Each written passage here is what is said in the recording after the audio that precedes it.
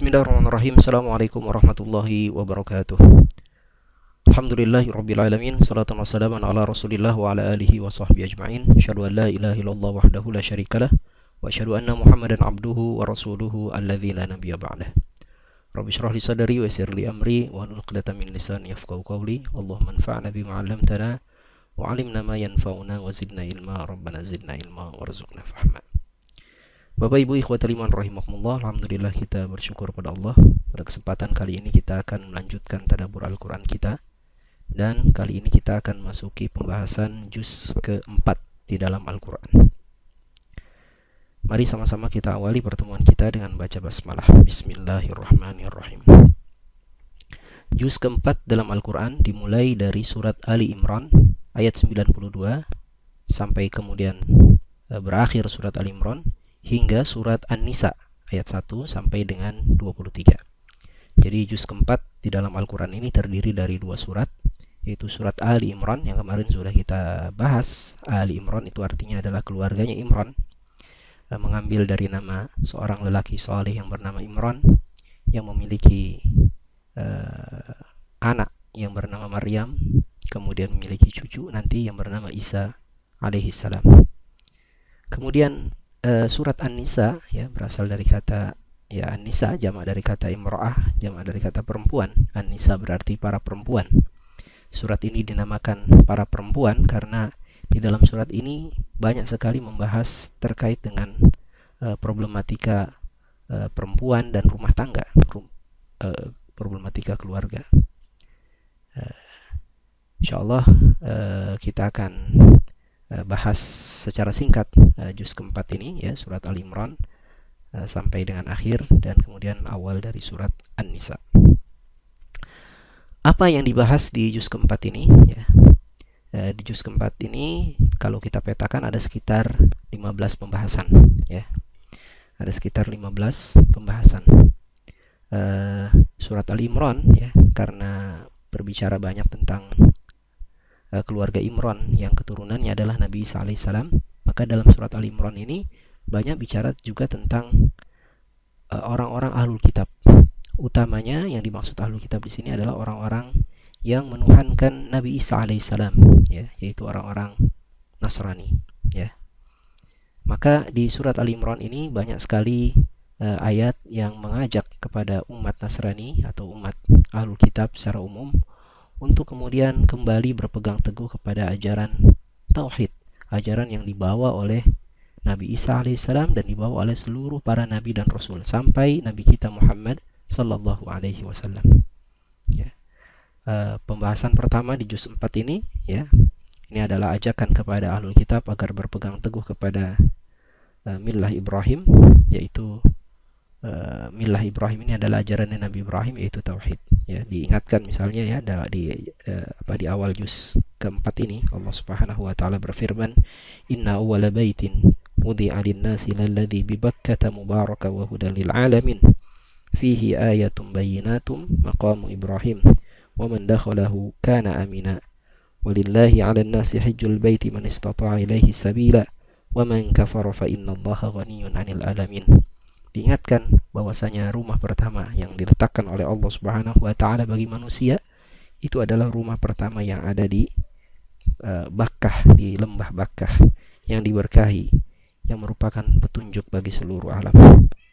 Di rumah itulah ada maqamu Ibrahim, tempat berdirinya Ibrahim ketika membangun kembali pondasi Ka'bah setelah Ka'bah itu hancur ketika banjir besar yang terjadi di zaman Nabi Nuh alaihissalam.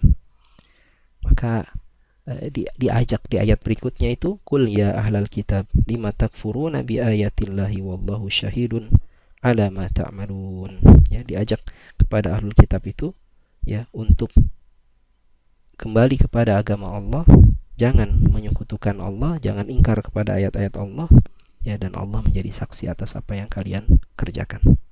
Nah, ini bagian pertama ya, ayat 92 sampai dengan ayat 101 ya.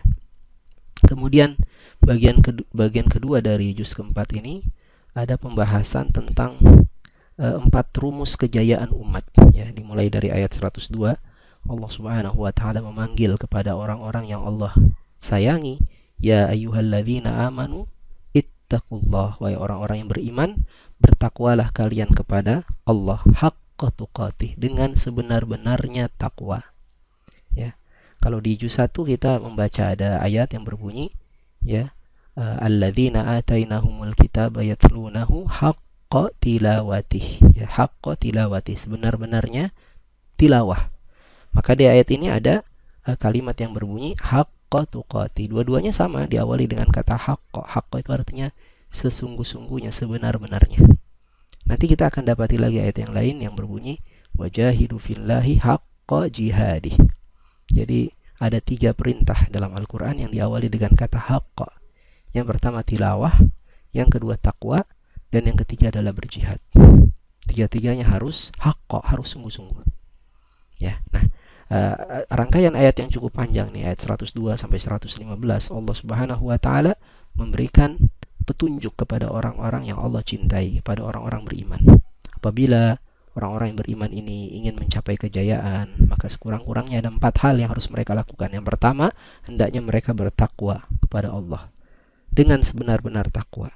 Wala tamutunna illa wa antum muslimun, dan peganglah ketakwaan itu sampai mati. Jangan sekali-kali mati kecuali dalam keadaan menjadi muslim.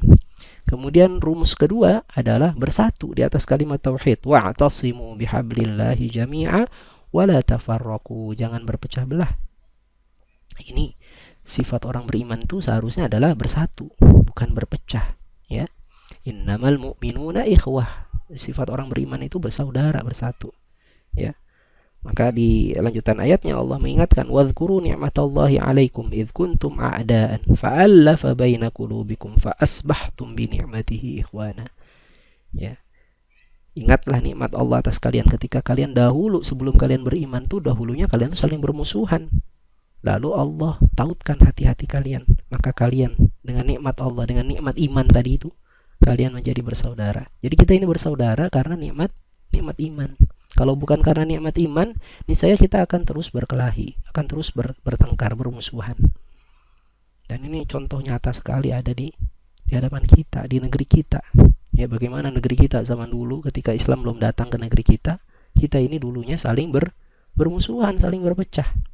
Ya, masing-masing suku bermusuhan dengan suku-suku yang lain. Orang Sunda bermusuhan dengan orang Jawa bermusuhan dengan orang Sumatera bermusuhan dengan orang Kalimantan, dengan orang Sulawesi, dan seterusnya. Dan akhirnya kita menjadi bersatu setelah apa? Setelah Islam ini datang. Setelah Islam ini datang, maka kita bersatu. Maka dahulu ya organisasi yang persatukan suku-suku di seluruh Nusantara yang pertama kali itu organisasi nasional itu organisasi apa? Organisasi Islam, Sarekat Islam, Sarekat Dagang Islam. Ya, Sarekat Dagang Islam dan Sarekat Islam. Jadi karena nikmat iman itulah kita bersaudara, karena nikmat iman inilah kita bersatu menjadi menjadi gugusan Nusantara ini. Karena nikmat iman ini nyata kita alami ya di negeri kita. Dan dahulu para sahabat juga demikian. Ya, mereka dahulunya saling bertengkar, berselisih antara suku Aus dan suku Khazraj dulu saling bermusuhan. Ya, di kota Madinah. Ketika Islam datang kepada mereka, mereka dipersatukan dengan iman. Maka mereka menjadi bersaudara. Jadi sifat dasar orang beriman itu harusnya bersatu, bersaudara. Nah, kalau ada hari ini orang Islam tapi hobinya bertengkar, berkelahi, nah ini berarti dia mengingkari jalan siratal ladzina an'amta 'alaihim. Dia telah mengikuti jalan ghairil maghdubi 'alaihim waladdallin. Nah, ini kita kembali ke doa kita pertama di surat Al-Fatihah itu. Kan kita ingin jadi orang beriman yang diberi oleh Allah nikmat. Kenapa kita malah ikut jalan orang-orang yang dimurkai oleh Allah? Orang yang dimurkai oleh Allah, ya, orang-orang Yahudi itu sifat mereka itu berselisih. Tahsabuhum jami'a wa qulubuhum syatta. Kau sangka mereka itu bersatu padahal hati mereka berpecah. Ya, itu ayat turun kepada siapa? Turun kepada orang Yahudi, tentang orang Yahudi itu. Ya. Tentang orang Nasrani Allah berfirman apa? Kullu hizbin bima ladaihim farihun. Setiap kelompok bangga dengan kelompoknya masing-masing. Itu turun kepada orang Nasrani. Orang Nasrani itu bangga dengan kelompoknya masing-masing. Ya, satu gereja itu bangga dengan gerejanya masing-masing. Nah, ini sifat perpecahan itu adalah sifat alladzin al-maghdubi alaihim dan ad-dhalin. Ini sifat al-maghdubi alaihim dan ad-dhalin. Jangan sekali-kali malah kita ikuti. Ya, kita hendaknya bersatu. Nah, ini rumus kedua kalau kita ingin maju, ingin jaya, ingin bangkit, bersatu di atas kalimat tauhid, di atas kalimat iman, la ilaha illallah. Kemudian yang ketiga, kalau kita ingin bersatu, maka harus kalau kita ingin maju, ingin jaya, ingin bangkit, maka kita harus bersemangat melakukan amar ma'ruf nahi munkar. Kalau nggak boleh berhenti melakukan saling tanasuh, saling menasehati, saling mengingatkan, ya, amar ma'ruf, ya, menyeru kepada kebaikan, dan nahi mungkar, ya, mencegah dari orang melakukan kemunkaran. Allah berfirman, wal takum minkum ummatu yad'una ilal khair wa ya'muruna bil ma'ruf wa yanhauna 'anil munkar wa ulaika humul muflihun. Mereka itulah orang-orang yang beruntung, orang-orang yang sukses, orang-orang yang melakukan perbuatan itu, ya. Wala takunu kalladzina tafarraqu wakhtalafu min ba'di ma ja'ahumul bayyinat. Jangan jadi seperti orang-orang yang berpecah belah, yang berselisih setelah datang keterangan pada mereka. Jangan jadi kayak orang Yahudi dan orang Nasrani tadi yang berpecah belah.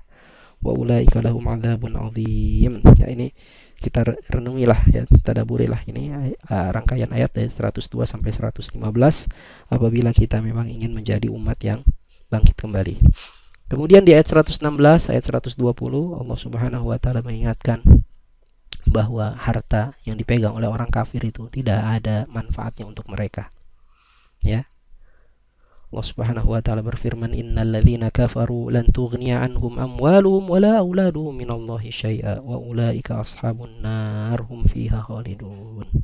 Ya, mereka kalau berinfak untuk kehidupan dunia saja, ya, dan berinfak untuk kehidupan dunia itu tidak ada manfaatnya. Mathalu ma yunfiquna fi hadhil hayati dunya kamathali rihin fiha sirrun asabat hartha qaumin zalamu anfusahum.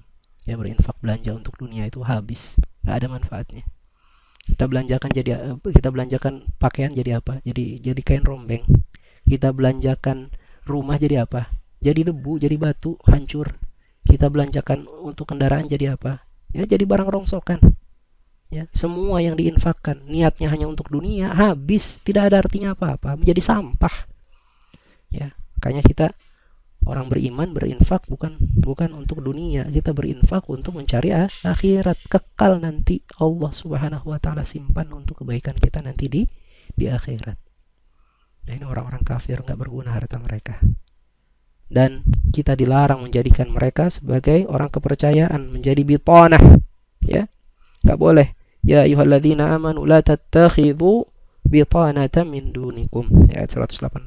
Wahai orang-orang beriman, janganlah kalian jadikan orang-orang kafir itu sebagai bitanah kalian, sebagai orang kepercayaan kalian yang kalian berikan informasi apa segala macam.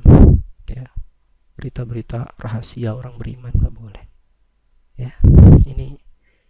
Ini wala wal bara, ya. Kita letakkan kesetiaan kita, loyalitas kita kepada orang-orang beriman, dan kita bara, berlepas diri dari orang-orang kafir.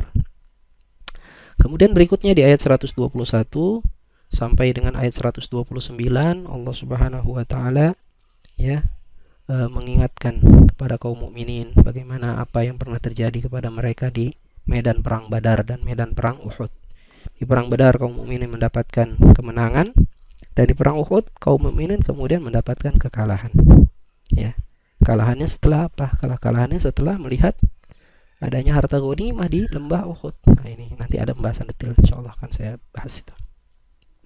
Kemudian ayat 130, 138 diulang lagi soal riba ini. Nah, ini berarti riba ini perkara yang besar dalam agama kita.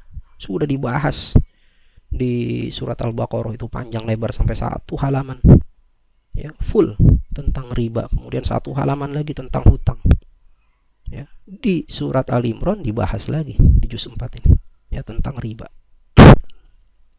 Ya. Dan riba selalu disandingkan dengan infak. Kenapa? Karena kedua-duanya memang menguntungkan. Kalau riba menguntungkan di dunia, itu menguntungkan bagi orang yang melakukan pelaku riba, itu untung dunia, memang dapat untung. Tapi di akhirat rugi, dia habis. Ya. Mereka apa? Alladzina yaquluna riba la yaqumuna illa kama yaqumul ladzi yatakhabbathu syaitanu minal mas. Ya, orang yang makan harta riba itu ya nanti dia berdirinya doyong gitu. Mabuk. Ya, di dunia di akhirat. bingung hidupnya, dapat untung tapi ya nggak berkah itu. Nah, infak juga menguntungkan. Orang yang berinfak itu menguntungkan, karena orang yang berinfak pasti dibalas oleh Allah Subhanahu wa taala baik di dunia maupun di akhirat. Di dunia mungkin tidak dapat, mungkin ada kemungkinan orang yang berinfak banyak miskin, bisa jadi, dan itu pernah terjadi. Orang berinfak miskin, sudah berinfak gitu ya, habis hartanya, itu bisa saja terjadi. Tapi tidak akan mungkin orang yang berinfak itu tidak dibalas di akhirat, pasti dibalas di akhirat, kalau memang dia berinfaknya dengan niat yang ikhlas, ya, berinfak untuk mengharapkan keridhaan Allah, ya. Jadi riba dan infak ini dua-duanya sama-sama menguntungkan, ya, tapi Allah Subhanahu wa taala, ya, memerintahkan kita berinfak dan melarang riba, ya. Kenapa orang mau lakukan riba? Ya tadi ya, karena tertipu oleh syaitan. Asy-syaitanu ya'idukumul faqra wa ya'murukum bil fahsya. Syaitan itu menjanjikan kalian itu kemiskinan, ya. Kalau kalian nggak ikut riba nih, nggak ikut transaksi ribawi, miskin kalian, nggak bisa dapat ini, nggak bisa beli rumah, nggak bisa beli macam-macam kalau nggak pakai riba, ya. Dijanjikan miskin. Sesudah dijanjikan miskin apa? Ya'murukum bil fahsya, menyuruh kalian melakukan perbuatan keji. Perbuatan kejinya itu tadi, ya, mengambil harta orang dengan cara yang batil ataupun apa, melakukan kekikiran. Wallahu ya'idukum maghfiratan minhu wa fadla. Allah janjikan ampunan dan keutamaan di dunia maupun di akhirat. Yang mana yang ingin kita pilih? Janji syaitan miskin atau janji Allah fadla wa maghfirah? Ya, ini coba tolong kita tadabburi ayat 130 sampai dengan ayat 138, ya.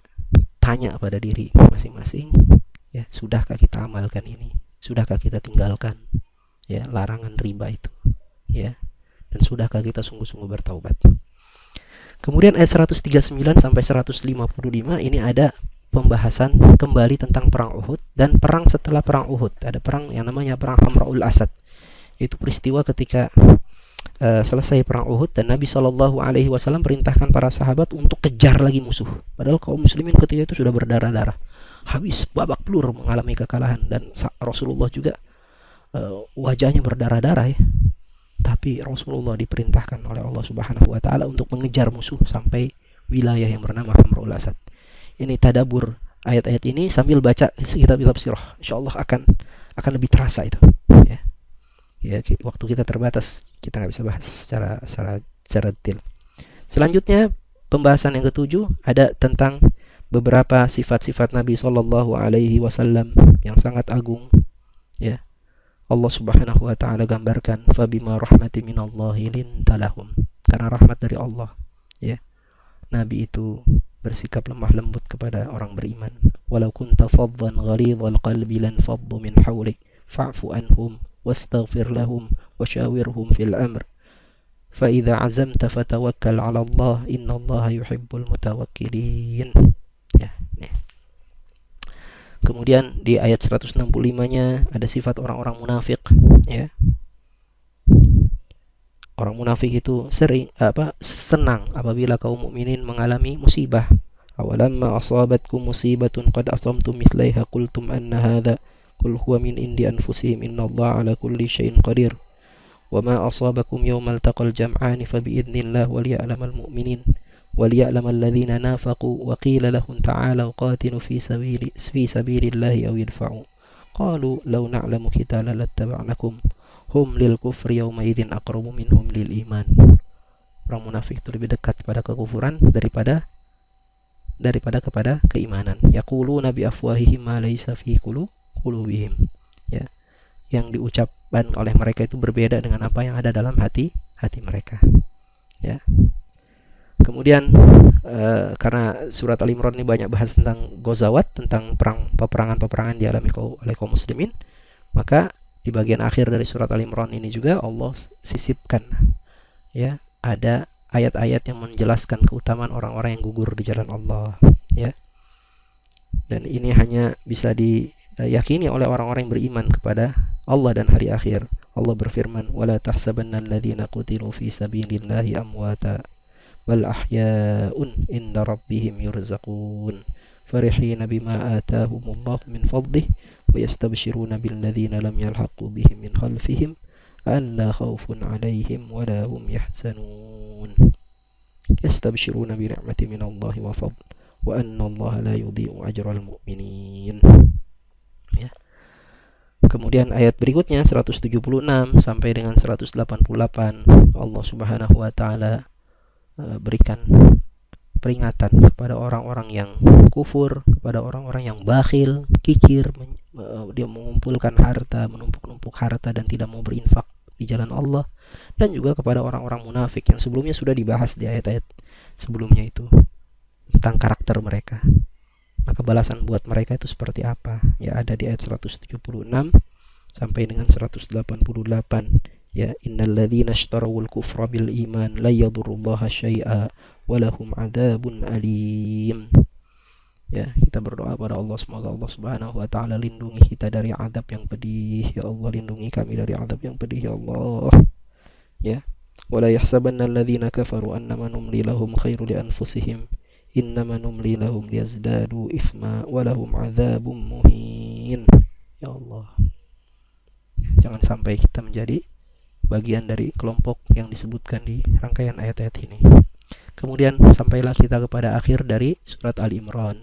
10 ayat dari surat Al-Imran ini Allah Subhanahu wa taala ajak kepada orang-orang beriman untuk banyak-banyak berzikir dan banyak-banyak bertafakur. Kemudian sudah itu masuk ke surat An-Nisa, ya.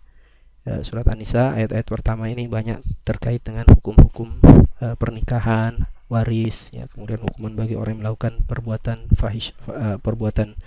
fahisyah, ya, perbuatan keji, ya, maksudnya adalah perbuatan terkait dengan dosa kelamin, ya, zina, homoseksual dan seterusnya.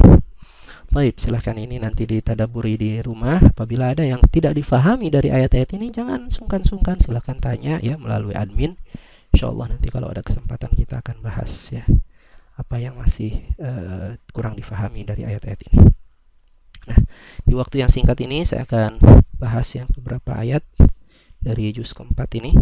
Ya, yang pertama di surat Al-Imran ayat 133 sampai dengan 136.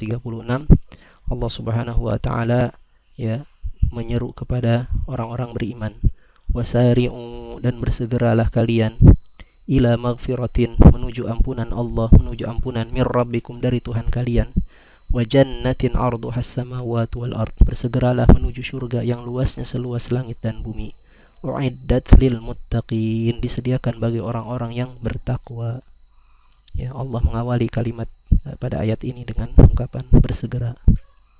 Kalau terkait dengan ampunan Allah, terkait dengan surga, terkait dengan kampung akhirat, ayat-ayat Al-Quran itu berbicaranya dengan ungkapan bersegera. Bersegera, berlari, buru-buru, cepat-cepat. Ya, kata Nabi, ajilu bitaubah, bersegera, buru-burulah bertaubat. Fa innal mauta ya'ti baghtatan, karena sungguhnya kematian itu datangnya tiba-tiba. Dalam ayat yang lain Allah berfirman, fafirru ilallah, berlari menuju Allah. Ya. Ini kalau terkait dengan urusan akhirat, ya. Tapi kalau terkait dengan urusan dunia, nggak disuruh bersegera, nggak disuruh buru-buru, nggak disuruh lari, tapi disuruhnya, ya, biasa aja berjalan di muka bumi, ya. Misalnya di ayat tentang hari Jumat itu, fa idza qudiyatis sholatu fantashiru fil ard, ya, bertebaranlah di muka bumi, ya, wabtaghu min fadlillah wadhkurullaha katsiran la'allakum tuflihun. Ya, jadi tidak disuruh buru-buru kalau dalam urusan dunia. Kok kita sekarang malah kebalikan? Kalau dalam urusan dunia malah buru-buru, bersegera, cepat-cepat. Tapi kalau dalam urusan akhirat, santai-santai sajalah. Nah, ini berarti, ya, cara hidup kita ini masih berbeda dengan apa yang ditunjukkan di dalam Al-Quran. Kalau dalam Al-Quran untuk kampung akhirat bersegera, dalam urusan dunia, ya, biasa aja lah. Ya, bukankah rezeki kita yang telah ditetapkan oleh Allah? Dan kita ini tidak disuruh untuk mencari rezeki, tidak disuruh mencari rezeki. Yang disuruh adalah menjemput rezeki. Apa bedanya, Pak Bu? Kalau mencari itu berarti belum ada. Kalau menjemput itu sudah ada, dan rezeki kita itu memang sudah ada, tinggal dijemput. Nah, cara jemputnya bagaimana? Apakah dengan cara yang halal atau dengan cara yang haram? Itulah yang jadi ujian buat kita. mau kita jemput dengan cara apa ini? Dengan cara halal atau cara haram? Ya. Maka perindahlah cara kita menjemput rizki itu. Jadi bukan cari rizki. Rizkinya udah ada. Kalau cari berarti belum ada. Rizki kita sudah ditetapkan. Sebelum kita lahir Allah sudah tetapkan rizki kita berapa. Ya, sudah tetapkan. Jadi biasa aja lah, nggak usah buru-buru, biasa aja. Ya, biasa aja di sini bukan berarti juga santai-santai, bukan ya. Tetap kita itu bersemangat, tetap kemudian berpikir dengan keras, ya, berpikir dengan cerdas, ya. Bagaimana caranya agar kemudian ya kita bisa jemput rizki itu dengan cara yang sebaik mungkin. Urusan akhirat bersegeralah kalian menuju ampunan Tuhan kalian, bersegeralah menuju surga yang luasnya seluas langit dan bumi, disediakan bagi orang bertakwa. Nah ini kita saum Ramadan ini la'allakum tattaqun. Coba kita tadaburi apa ciri orang-orang bertakwa itu. Dilihat ciri orang bertakwa itu di ayat ini, alladzina yunfiquna fis sarra'i wad dharra, yang mereka itu berinfak baik dalam keadaan susah maupun dalam keadaan baik dalam keadaan senang, dalam keadaan lapang maupun dalam keadaan sempit. Wal kadhiminal ghaidha, mampu menahan amarahnya. Wal afina 'anil nas, mampu maafkan orang lain. Wallahu yuhibbul muhsinin, Allah mencintai orang-orang yang berbuat kebaikan. Ya Allah, coba lihat disebut di sini ciri orang bertakwa itu ternyata lebih banyak dimensinya, dimensi sosial. Mampu berinfak, ya, dalam keadaan lapang maupun sempit, tanggal tua tanggal muda tetap infak dia, dalam keadaan apapun dia tetap berinfak, ya. Ya, jadi infak itu, berinfak fisabilillah itu, ya, modalnya bukan uang, bukan. Modal infak itu adalah iman. Modal infak, yakin akan balasan dari Allah Subhanahu wa taala. Itu modal infak. Ya, sehingga seseorang yang hartanya sedikit dia tetap mampu berinfak. Karena apa? Karena dia punya iman, yakin bahwa infaknya akan dibalas. Dulu ada seorang sahabat namanya Bilal bin Rabah, gak punya apa-apa, cuma punya roti satu potong. Lalu Nabi bersabda kepada Bilal, ya Bilal, unfiq wala takhsha man dil arsy iqlala. Wahai Bilal, berinfaklah dan jangan takut sang penguasa arsy itu akan membuat kamu kekurangan. Enggak akan kekurangan. Ya, dalam hadis yang lain, ma naqasa malu 'abdin bi shadaqah, tidak akan pernah berkurang harta seorang hamba itu karena sedekah. Enggak akan jatuh miskin. Ya, itu miskin dalam arti marat gitu. Ya, miskin sebentar mungkin, ya, dulu Abu Bakar Siddiq infakkan hartanya banyak, miskin. Ya miskinnya sebentar saja, tapi sesudah itu ya kaya lagi. Ya diberi lagi, ditambah lagi, ya, diberi keberkahan lagi. Tapi jangan sekali-kali kita berinfak dengan niat supaya dapat tambahan rizki di dunia. Ini salah lagi, ya, salah. Infak ini tujuannya adalah untuk menghilangkan penyakit cinta harta, cinta dunia dalam hati kita. Jangan kemudian infak niatnya supaya dapat dunia. Ini keliru. Kemudian yang kedua tadi, mampu menahan amarah. Gimana cara orang mampu menahan amarah itu? Sederhana. Seseorang mampu menahan amarah kalau dia yakin bahwa dengan dia menahan amarah dia akan dapat balasan yang baik. Ya, misalnya ya ada orang, misalnya kita lagi jalan gitu di pasar, tiba-tiba kita dipukul dari belakang oleh orang, ditepok gitu keras. Pok, kamu kemana aja? Pukulnya keras lagi. Tadinya kita udah mau marah tuh. Kita lihat belakang kita ternyata orangnya tinggi besar, ya, pakai baret merah, pakai baju loreng-loreng. Tadi kita mau marah, kita mau balas, nggak jadi. Melihat orangnya badannya gede, kita nanya, ada apa pak? Nggak jadi marah kita. Karena apa? Kenapa kita nggak jadi marah?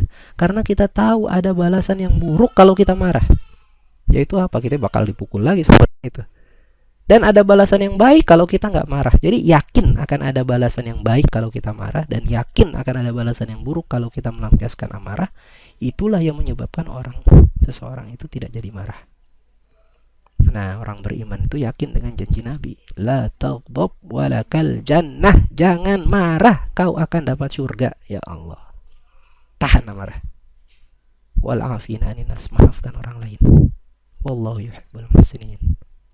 Banyak-banyak bertobat. Walladzina idza fa'alu fahishatan aw dhalamu anfusahum dzakarullah fastaghfiru li dzunubihim wa may yaghfiru dzunuba illallah wa lam yusirru 'ala ma fa'alu wa hum ya'lamun ulaika jazaohum maghfiratun min rabbihim wa jannatun tajri min tahtiha al-anhar khalidina fiha wa ni'ma ajrul 'amilin. Kemudian kita masuk ke Al-Imran ayat 152. Ini terkait dengan perang Uhud ya. Di perang Uhud kaum mukminin itu sudah mendapatkan kemenangan, lantas tiba-tiba berbalik keadaan. Setelah apa? Setelah melihat harta di lembah itu. Walaqad sadaqakumullahu wa'dah ittahassunahum bi'idni hatta idza fashiltum wa tanaza'tum fil amri wa 'asaitum min ba'di ma arakum ma tuhibbun. Dan kalian menentang perintah Rasul. Rasul merintahkan pada pasukan pemanah jangan turun dari atas bukit itu apapun yang terjadi. Ternyata pasukan pemanah ini turun. Ya. Mereka bermaksiat terhadap perintah Rasul. Sesudah apa? Mim ba'di ma arakum ma tuhibbun. Sesudah kalian ya, sesudah diperlihatkan kepada kalian itu apa yang kalian cintai. Apa yang kalian cintai itu apa? Harta. Ini Allah Subhanahu wa taala ingin ungkap apa yang ada dalam hati manusia itu. Allah tahu. Allah pencipta manusia. Allah tahu apa yang dicintai oleh manusia. Itu apa? Harta, duit. Siapapun manusia pasti cinta duit. Lihat ini. Setelah ditampakkan apa yang kalian cintai. Kalian ini siapa? Para sahabat. Para sahabat saja dibuka oleh Allah hatinya bahwa ternyata mereka masih cinta duit. Dan ini wajar. Karena mereka manusia. Dan Allah ungkapkan lagi, minkum may yuridu dunya, di antara kalian ini siapa? Sahabat tadi. Ada yang menginginkan dunia.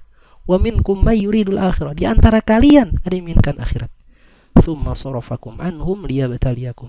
Kemudian Allah palingkan kalian dari mereka untuk menguji kalian. Walaqad afa ankum, dan sungguh Allah telah memaafkan kalian. Wallahu dzu fadlin 'alal mu'minin, dan Allah memiliki karunia yang dilimpahkan kepada orang-orang beriman. Perhatikan di sini. Betapa dahsyatnya ini ujian harta ini, sampai-sampai para sahabat Nabi saja bisa tergoda dengan ujian harta. Kita kalau dibandingkan dengan sahabat Nabi ini nggak ada artinya apa-apa, Pak. Kualitas iman kita itu nggak ada artinya apa-apa. Para sahabat Nabi ini, Muhajirin Ansor ini luar biasa. Para Muhajirin ini yang asalnya dari kota Makkah, mereka dahulu sudah disiksa di kota Makkah. Mereka diintimidasi dalam rangka mempertahankan keimanan mereka. Mereka dulu disuruh hijrah ke Habasyah sekali, Habasyah 2 kali. Mereka melindungi Rasulullah dengan seluruh harta, jiwa, raga mereka. Mereka kemudian tinggalkan kampung halaman mereka dari Makkah menuju Madinah hijrah. Mereka sudah buktikan kuatnya iman mereka. Orang-orang Ansor juga demikian. Ya, mereka rela ya melepaskan kebencian kesukuan, kecintaan kesukuan, kebencian antar suku. Mereka rela lepaskan. Mereka lindungi Nabi Shallallahu Alaihi Wasallam apapun yang terjadi. Ya, Pak Rasulullah bukan orang sekampung mereka, bukan. Karena iman itu. Ini derajat keimanan para sahabat ini sudah luar biasa. Tapi ternyata bisa tergelincir juga ketika melihat harta. Nah, apalagi kita, ya Allah. Ya, hati-hati betul ini dengan ujian harta. Banyak orang berubah sesudah punya harta.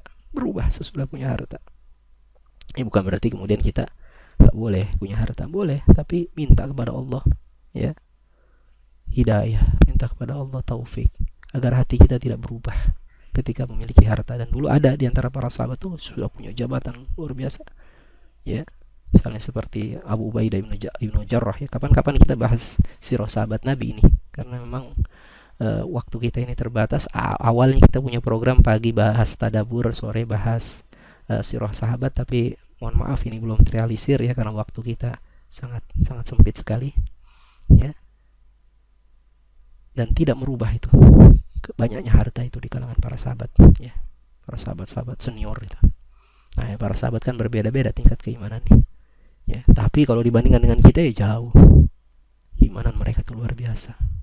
Ya, tapi ternyata bisa jatuh juga gara-gara harta.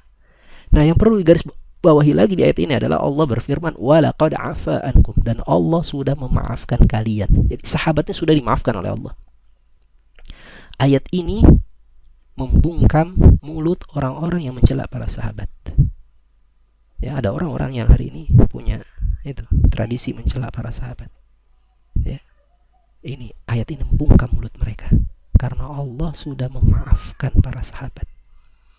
Kalau Allah sudah maafkan para sahabat, sudah ampuni dosa-dosa mereka, sedangkan kita belum ada jaminan kita diampuni dosa-dosa kita, kenapa kita berani mencela para sahabat yang sudah dijamin dosa-dosanya diampuni oleh Allah?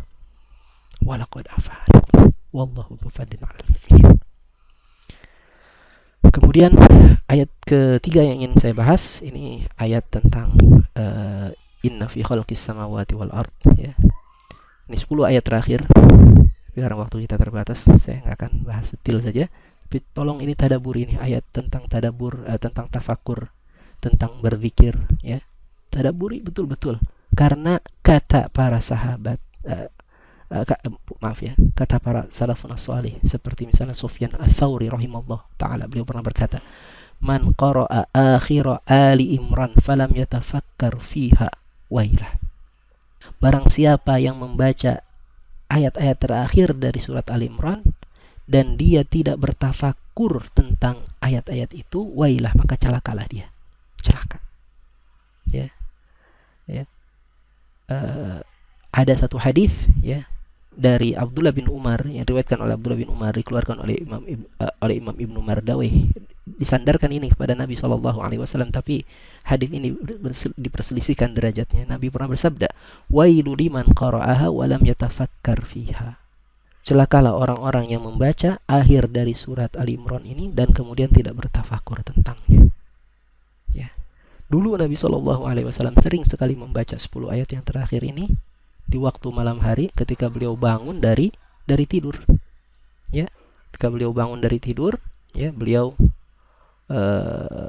selalu membaca ayat ini. Diriwayatkan oleh Abdullah bin Abbas. Abdullah bin Abbas pernah suatu ketika tidur di rumah Rasulullah untuk mempelajari bagaimana sholat malamnya Rasulullah, dan dia melihat Rasulullah SAW itu kalau tidur, beliau tidur sampai pertengahan malam atau lewat sedikit atau lebih sedikit, ya, lalu beliau bangun, ya, bangun dari tidurnya, kemudian beliau duduk, beliau mengusap wajahnya, ya, dengan tangannya, kemudian beliau membaca 10 ayat penutup dari surat Ali Imran, kemudian beliau berwudu dengan wudu yang terbaik, kemudian beliau berdiri untuk melaksanakan sholat.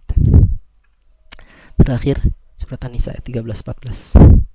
Sesudah Allah Subhanahu wa taala terangkan tentang hukum-hukum waris, Allah Subhanahu wa taala tutup pembahasan tentang hukum waris itu dengan firman-Nya, tilka hududullah wa may yuti'illaha wa rasulahu yudkhilhu jannat. Itulah hudud dari Allah, ketentuan dari Allah. Barang siapa yang taat pada Allah dan Rasulnya, maka Allah akan masukkan ia ke dalam surga, mengalir di bawahnya sungai-sungai, kekal di dalamnya. Dan itulah keberuntungan atau kemenangan yang besar. Itu sukses besar itu. Itu sukses orang beriman. Sukses manusia sejati itu adalah masuk surga itu.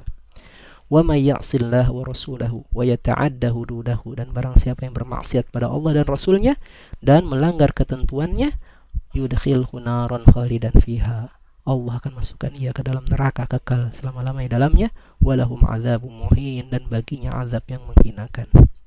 Nah, ini rangkaian ayat ini, ya, ayat-ayat ini ditulis atau difirmankan, ya, sesudah ayat-ayat waris. Ini artinya apa? Hukum waris ini adalah hukum yang sangat kuat. Hukum yang sangat kuat. Sampai diancam.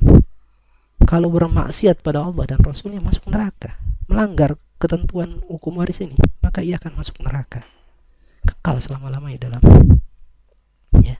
Kalau ada orang yang beranggapan hukum manusia itu lebih baik daripada hukum waris yang telah ditetapkan oleh Allah, udahlah kita bagi rata aja lah, udah sama aja, laki-laki perempuan sama aja, bagi rata aja dah, atau udah dibagi aja sebelum orang tua wafat, ya udah kita bagi aja, ya, atau udah biarin aja ini. Ayo, misalnya macam-macam lah cara orang untuk kemudian berpaling dari hukum waris ini yang telah ditetapkan oleh Allah.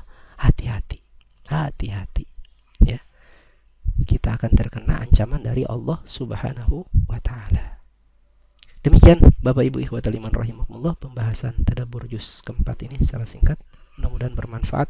Qulu qouli hadza astaghfirullah li wa lakum. Wassalaamu alaikum warahmatullahi wabarakatuh. Assalamualaikum warahmatullahi wabarakatuh.